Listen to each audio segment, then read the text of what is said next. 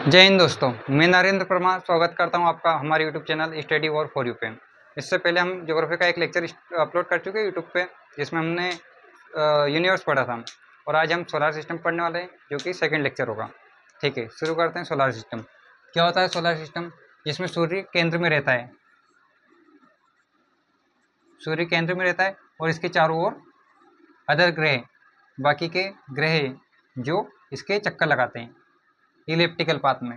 ठीक है, इसको लिखते हैं, इसकी डेफिनेशन पढ़ते हैं क्या होती है। सूर्य के चारों ओर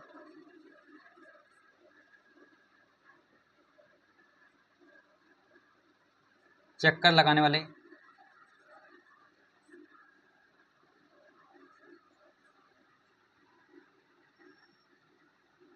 ग्रहों, उपग्रहों, उल्काओं, धूमकेतुओं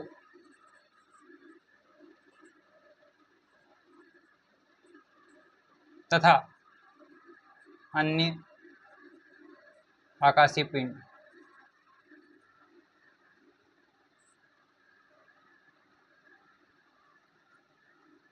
आकाशीय पिंडों के समूह को सौरमंडल कहते हैं।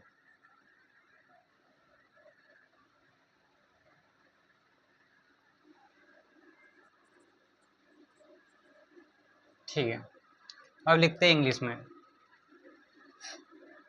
The group of various planets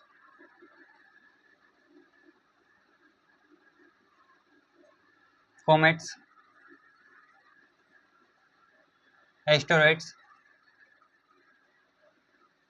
and other celestial bodies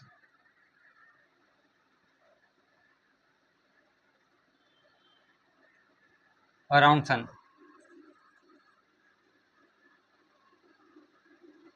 is called solar system।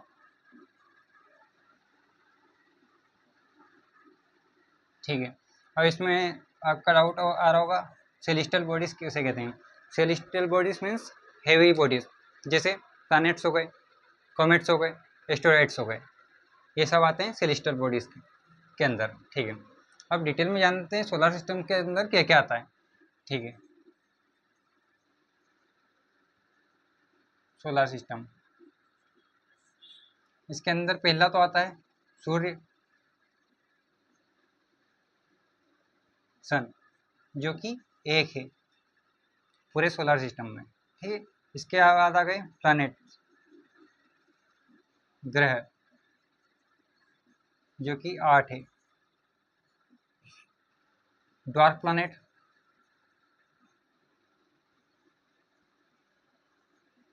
बोना तारा,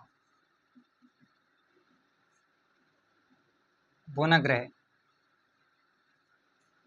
ठीक है, कॉमेट्स, धूमकेतु,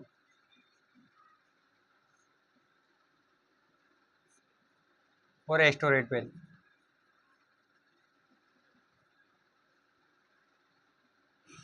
ठीक है, ये 5 चीजें आती है सोलर सिस्टम के अंदर। अब क्वेश्चन बनता है नेबुला, नेबुला सोलर सिस्टम का हिस्सा है या नहीं?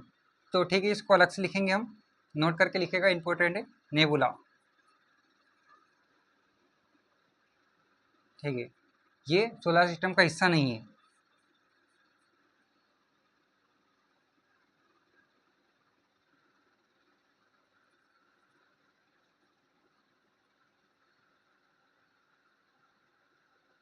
ये सोलर सिस्टम का हिस्सा नहीं है।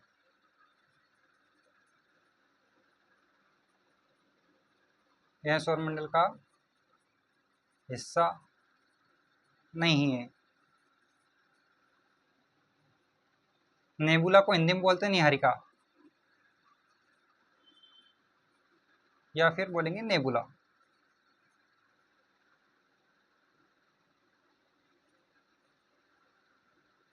ठीक है, अब नेक्स्ट टॉपिक है कोमेट।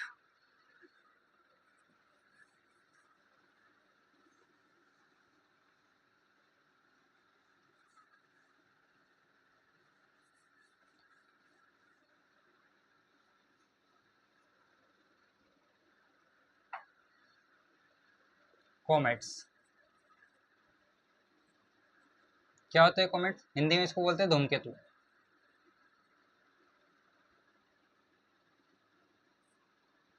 ठीक है, इसको जानते क्या होते हैं धूमकेतु। ये कुछ इस प्रकार दिखाई देता है, ये इसकी नाभिक हो जाती है, इसके पीछे डस्ट टेल रहती है, एक आयरन टेल रहती है। ये इसी प्रकार से दिखता है, जिसको आप बोलते हो टूटता तारा। ये एक एस्टोरेट रहता है, कुछ भी बोल सकते हैं आप इसको। ये बहुत ही गति से आता है सोलर सिस्टम के बाहर। ये सोलर सिस्टम के अंदर नहीं रहता है, ये बाहर की ओर रहता है। अब ये बहुत तेज़ी से आता है, तो इसके साथ साथ एक धूल की टेल बन जाती है, डस्ट टेल, और एक बन जाती है आयन टेल। इसके साथ साथ बहुत सारे धातु जुड़ जाते हैं, जो एक पूंछ की तरह दिखते हैं हमें पीछे से। और इसमें ये जीव बीच में रहता है, इसे बोलते हैं न्यूक्लियस, नाभिकीय।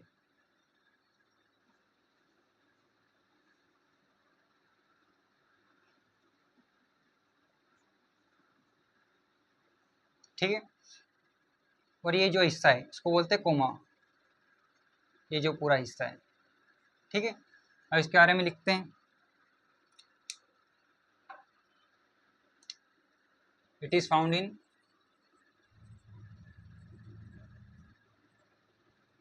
आउटर पार्ट ऑफ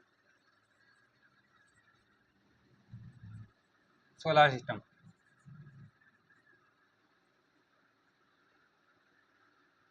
ठीक है, यह सौर मंडल के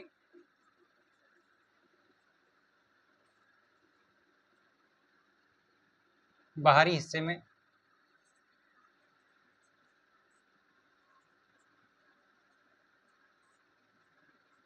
मिलता है।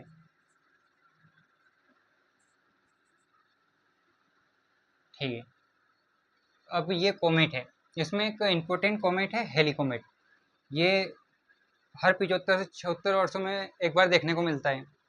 ठीक है, जानते क्या होता है हेलिकोमेट? इसे इम्पोर्टेंट मार्क करेगा।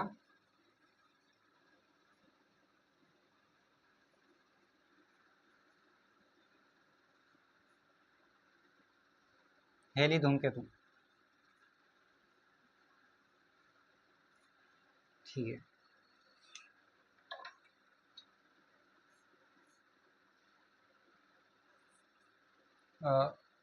It appears in every 75 to 76 years। यह हर बार 75 से 76 वर्षों में दिखता है।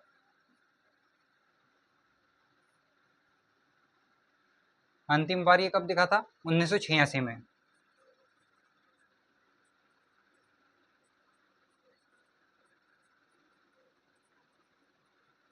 Last scene 1986। ठीक है, अब अगली बार कब दिखेगा ये? 1986 में 75 वर्ष जोड़ेंगे तो ये हो जाएगा 2061।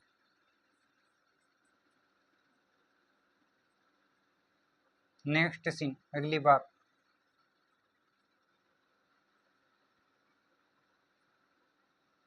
दिखेगा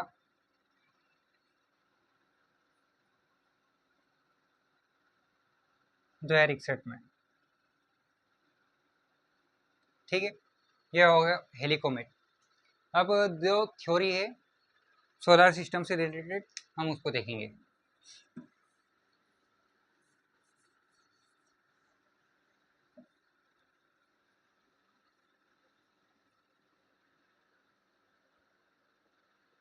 पहली है जियोसेंट्रिक थ्योरी।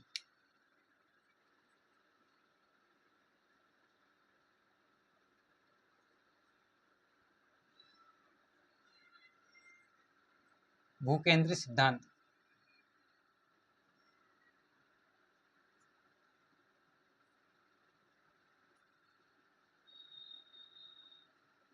ठीक है, ये किसने दिया था? ये दिया था टोलमी ने, गिवन बाय टोलमी।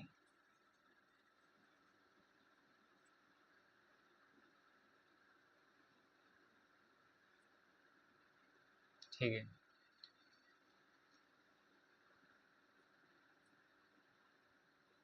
टोलमी ने यह सिद्धांत दिया।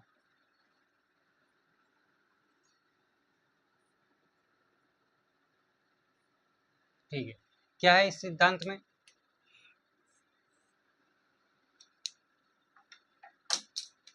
टोलमी ने बताया कि बीच में अर्थ रहती है सेंटर में, और इसके आसपास सूर्य इसकी परिक्रमा लगाता है। ये हो गई जियोसेंट्रिक थ्योरी। ठीक है, ये टोलमी ने दी थी, जिसमें जिसमें सूर्य पृथ्वी की चक्कर लगाता है। इस सिद्धांत के अनुसार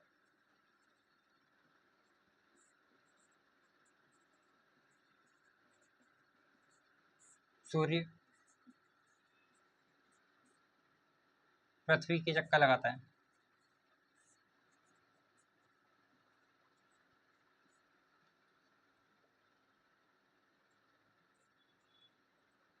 ठीक है, सूर्य पृथ्वी के चक्कर लगाता है। इन दिस थ्योरी,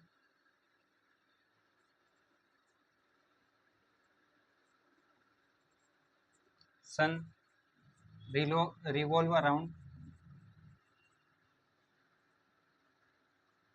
अर्थ।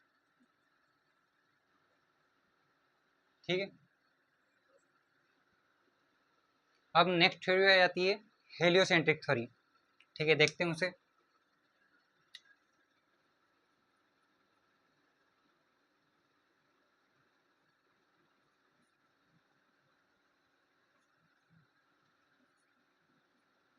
सौर केंद्रीय सिद्धांत।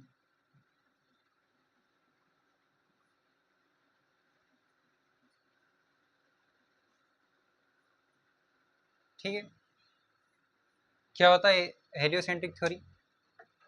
जिस प्रकार इस थ्योरी में हमने पढ़ा कि पृथ्वी जो रहती है वो बीच में रहती है, उसी प्रकार इसमें बोला गया कि पृथ्वी केंद्र में नहीं रहती, केंद्र में रहता है सूर्य, और पृथ्वी सूर्य के चारों ओर चक्कर लगाती है। ठीक है, लिखते हैं।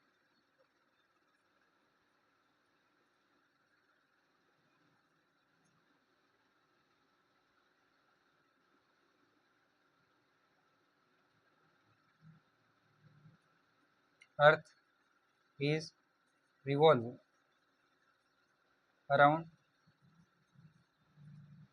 सन। ठीक है, पृथ्वी सूर्य के चारों ओर चक्कर लगाती है।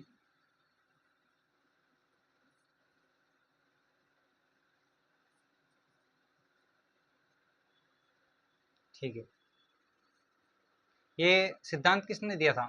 कोपरनिकस ने। दिस थ्योरी गिवन बाय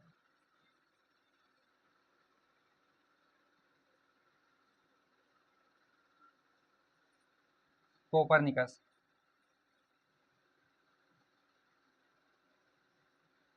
यह सिद्धांत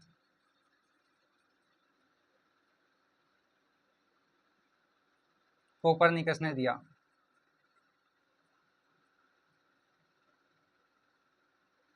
द्वारा दिया गया।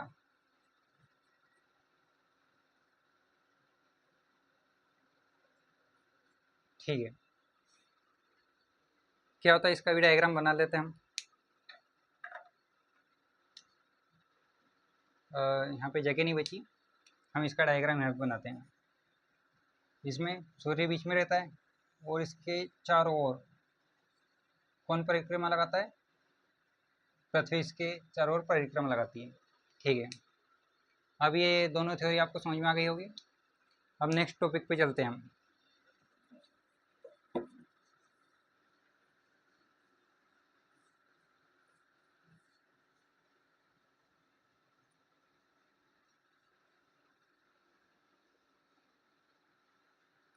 इसके आगे टॉपिक आता है, टॉपिक है अपना लॉ ऑफ प्लैनेट्स।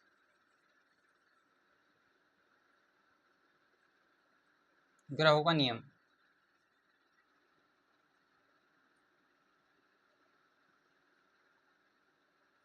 ठीक है, ये किसने दिया था?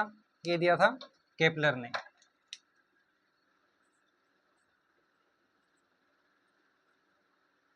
This law was given by Kepler. ठीक है, यह सिद्धांत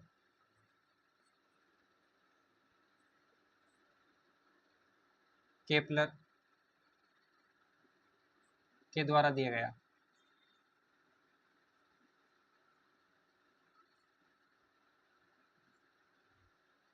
ठीक है, क्या है इसमें? इसमें ऐसा रहता है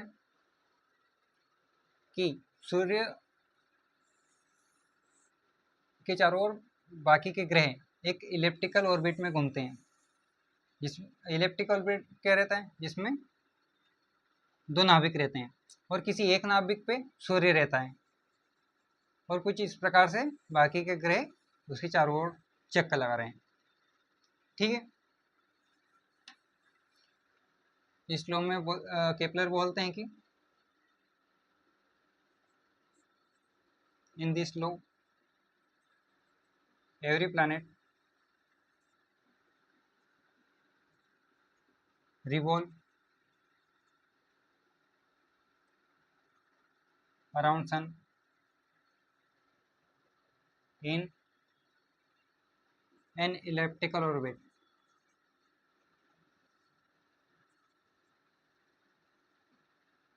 ठीक है, हिंदी में लिखते हैं इसे,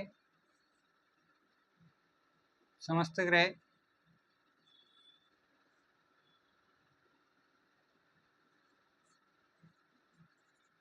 सूर्य के चारों ओर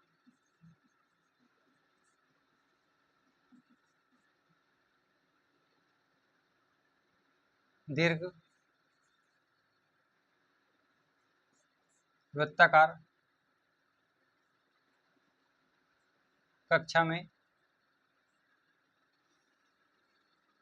घूर्णन करते हैं।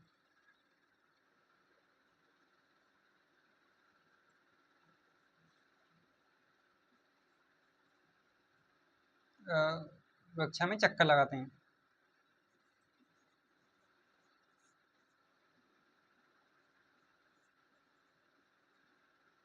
ठीक है,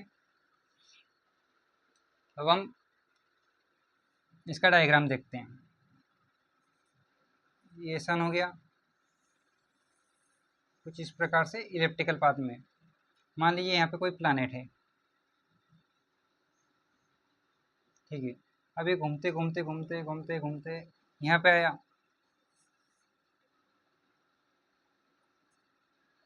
तो इसमें ये वाली दूरी ज़्यादा होगी और ये वाली दूरी कम होगी।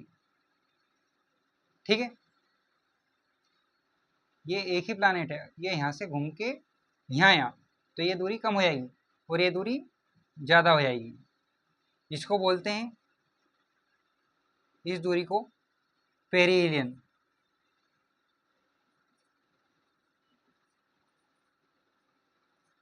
इसको हिंदी में बोलेंगे उपसौर। ठीक है, और इसको बोलते हैं एपीलियन। इसको बोलेंगे हिंदी में अपसौर। ये वाली कंडीशन कब देखने को मिलती है हमें? किस तारीख को मिलती है? 3 जनवरी को। ठीक है, और ये वाली कंडीशन 4 जुलाई को। ठीक है, ये दूरी कितनी रहती है? ये रहती है 1.52 इंटू 10⁻11 मीटर। और ये दूरी है, ये रहती है 1.47 इंटू 10⁻11 मीटर। ठीक है,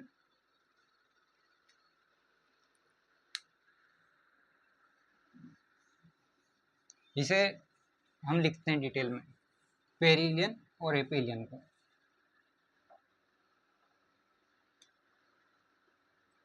पेरिहिलियन,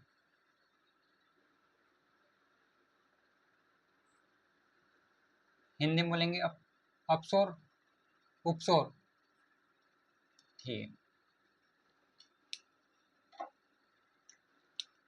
पेरिहिलियन, इसमें रहेगा the distance between sun and earth, या फिर सेलेस्टियल बॉडी, जिसमें कुछ भी आ सकता है, कोई भी ग्रह आ सकता है, उल्का पिंड आ सकता है।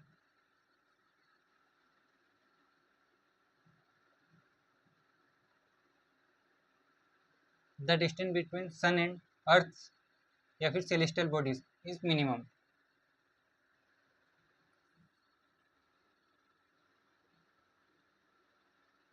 ठीक है। कब देखने को मिलती है कंडीशन? 3 जनवरी को। कितनी डिस्टेंस रहती लगभग? 1.47 इंटू 10⁻11 मीटर। ठीक है। अब देखते हैं aphelion, अपसोर।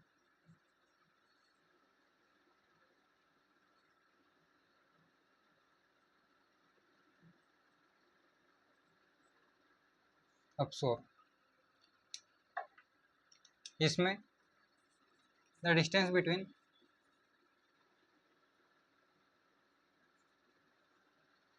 Sun and celestial bodies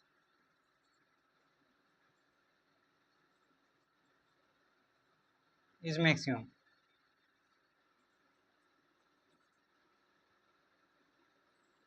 ठीक है। ये कंडीशन कब देखने को मिलती है हमें? 4 जुलाई को। कितनी होती है डिस्टेंस? 1.52 into 10⁻11 metre. ठीक है। आपको समझ में आ गया होगा क्या होता है पेरिहिलियन, क्या होता है एपिलियन। ठीक है। अब बढ़ते हैं नेक्स्ट टॉपिक के और।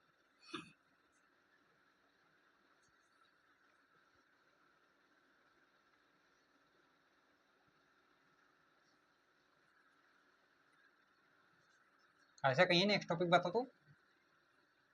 एपिहिलियन पेरिहिलियन का बात कहिए नेक्स्ट टॉपिक।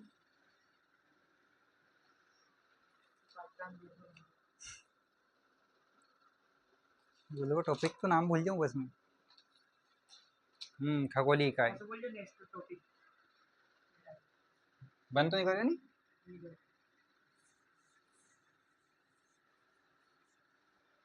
अब ये अपना नेक्स्ट टॉपिक आता है एस्ट्रोनॉमिकल यूनिट।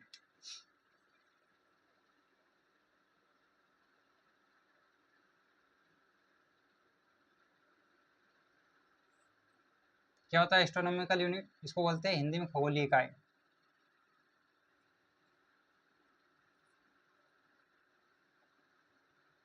खगोलीय इकाई, ठीक है। ये होता है average distance between sun and earth. The average distance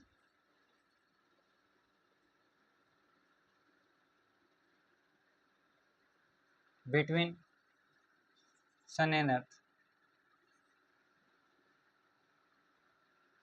सूर्य और पृथ्वी के बीच की औसत दूरी।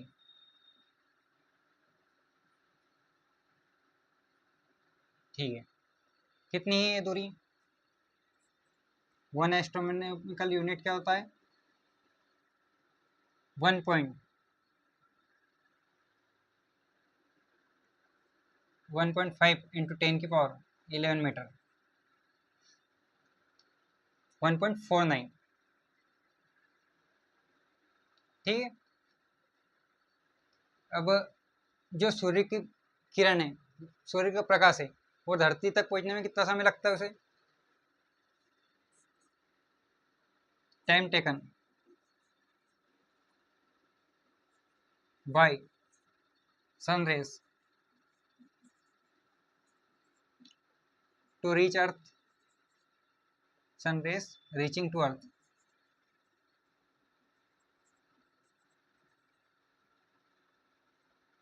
कितना समय लगेगा?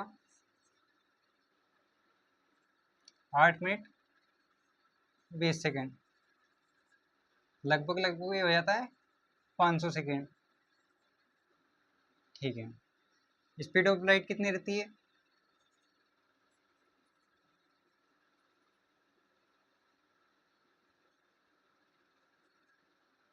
Speed of light 3 into 10⁸ metre per second. ठीक है। अब इसे हिंदी में लिखते हैं हम।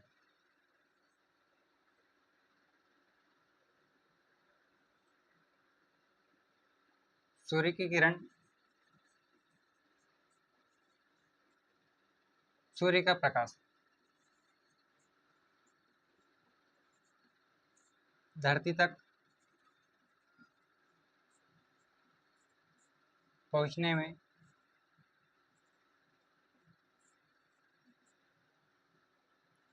8 मिनट 20 सेकेंड का समय लगता है।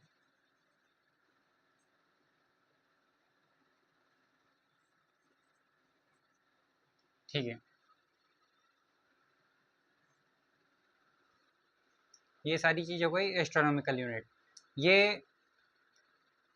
यूनिट की डिस्टेंस की यूनिट है। It is unit of distance.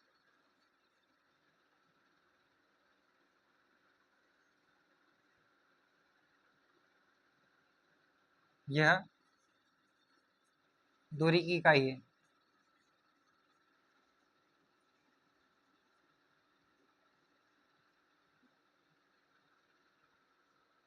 ठीक है।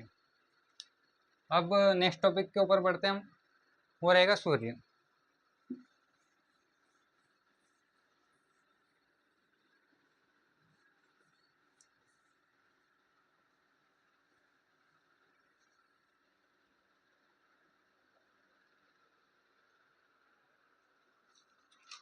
यहीं खत्म कर दा कहीं कि सूर्य पड़ा था? कितना मिनट को? 28 मिनट को। 25 मिनट को हो जाएगा। कर दो यही खत्म। एक ही पड़ा है सौरमंडल में। लगभग सही पड़ा। तो सूर्य बचे हुए बस सूर्य और थोड़ी और कुछ चीज बची है। सूर्य कर दो खत्म। कर दूं?